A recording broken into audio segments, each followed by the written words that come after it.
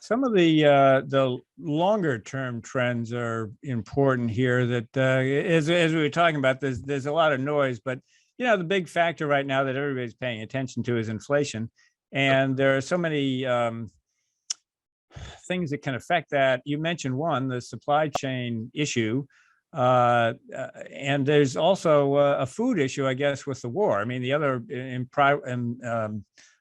unpredictable factor is the war in Ukraine. So, a couple of questions. One is, China is going through lockdowns or semi-lockdowns as a result of fighting COVID, and that raises questions about whether or not that's going to make it more difficult to resolve the supply chain issues. And then the other one about whether food prices will remain high, because Ukraine is, after all, the breadbasket of Europe. So, are we going to see continued high inflation pressures from those two events? I think the answer is yes.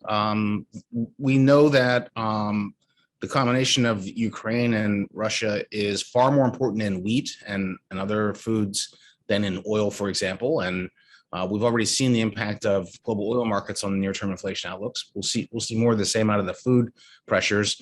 Oil also feeds into fertilizer. Fertilizer is a key component of food. So that constellation of factors is going to keep real pressure on inflation from the supply side. I'm worried about the downside risks from China. I've been worried about this all year, and my worst fears appear to be coming true. China does not have an effective vaccine. It had a vaccine that was maybe 60% effective against the original virus. Given the mutations that have taken place to date, it's essentially completely ineffective, and they're forced to try to use complete quarantines as the only way to control spread of the virus. That will fail. I don't see any plausible scenario in which they're successful, which means we're going to have a raging epidemic in China, and the Chinese economy is going to suffer. And that's a big chunk of the global economy. And that means that the near-term headwinds for growth are bigger than we might have anticipated, and it will spill over to the U.S., I think, more than people realize. And it's my biggest concern about the outlook for the global economy at the moment. One thing that seemed to remain strong, I think you mentioned, is consumer spending.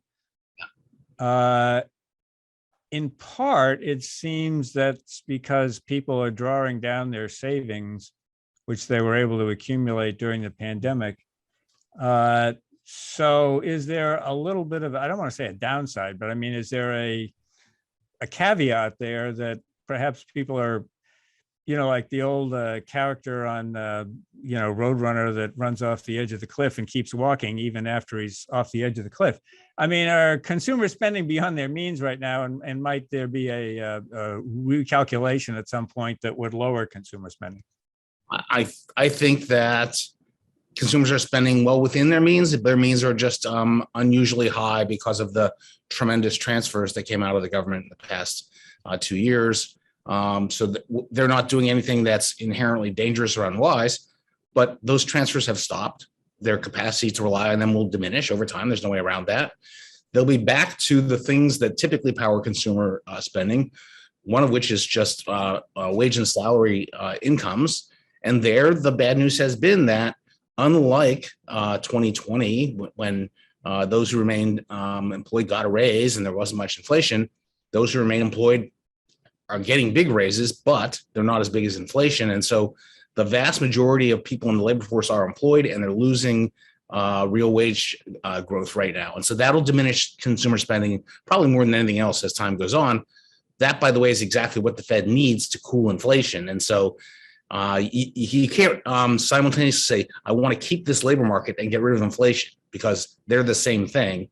We're going to see the labor market sort of become less hot. We're going to see wage growth become less rapid, and that's necessary for the inflation to diminish. And the Fed believes, take them at their word, that this is about a 3-year process, right? That they can generate reduced inflationary pressures, get down to their target of 2% without causing a recession, and it'll take, say, 3 years. And so I think the concern would be jump too hard, try to get it really under control in the first year and make a big mistake that